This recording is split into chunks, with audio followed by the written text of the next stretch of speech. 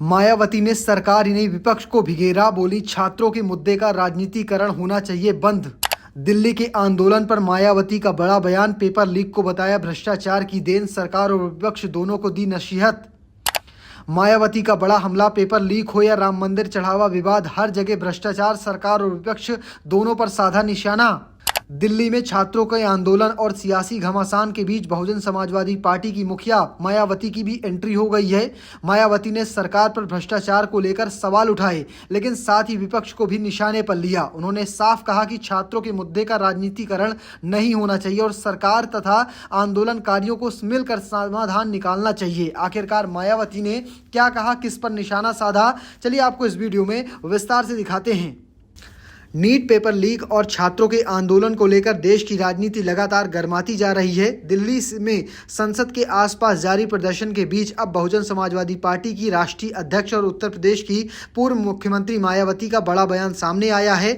मायावती ने social media platform x पर लंबी पोस्ट लिखते हुए कहा कि कॉकरोच जनता पार्टी यानी सीजेपी द्वारा संसद के नजदीक जंतर मंतर पर कई दिनों से चल रहे धरने आंदोलन ने सड़क से लेकर संसद तक बड़ा राजनीतिक विवाद खड़ा कर दिया है। उनके मुताबिक मेडिकल की नीट जैसी परीक्षाओं में पेपर लीक और अन्य गड़बड़ियों से लाखों छात्र और उनके परिवार प्रभावित हुए हैं, लेकिन अब ये मुद्दा सरकार और विपक्ष दोनों के बीच सीधे टकराव का रूप ले चुका है। मायावती ने बिना किसी दल के नाम लिए भारतीय जनता पार्टी पर भी निशाना साधा और बिना नाम लिए राहुल गांधी और अखिलेश यादव पर भी जोरदार संकेत दिए हैं और घेरा भी है। उन्होंने कहा कि छात्रों के गंभीर मुद्दे का राजनीतिकरण होने के से हालात और जटिल हो रहे हैं। इसका असर केवल दिल्ली नहीं बल्कि कई राज्यों की सामान्य जनजीवन पर भी पड़ रहा है। बसपा प्रमुख ने आगे कहा कि चाहे अयोध्या के श्री राम मंदिर चढ़ावे की कथित चोरी और गबन का मामला हो या फिर देश भर में बार बार सामने आने वाले पेपर लीक के मामले, ये सभी भ्रष्टाचार के स्तर पर पनपने का परिणाम है। उन्होंने कहा कि अब यह केवल प्रशासनिक नहीं बल्कि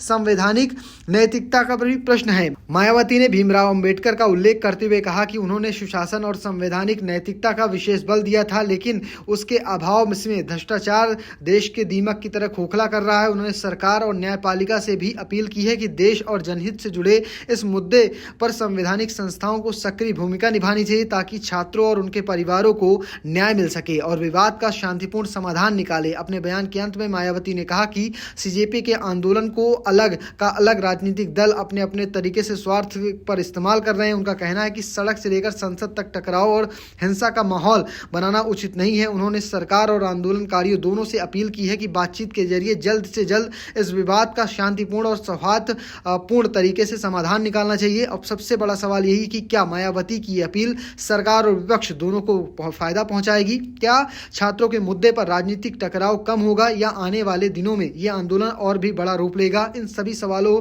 के जवाब पर देश की नजर टिकी हुई है। फिलहाल आप कैसे देखते हैं इसे कमेंट बॉक्स में लिखना और पेज को फॉलो करना, चैनल को सब्सक्राइब करना बिल्कुल भूलना। धन्यवाद।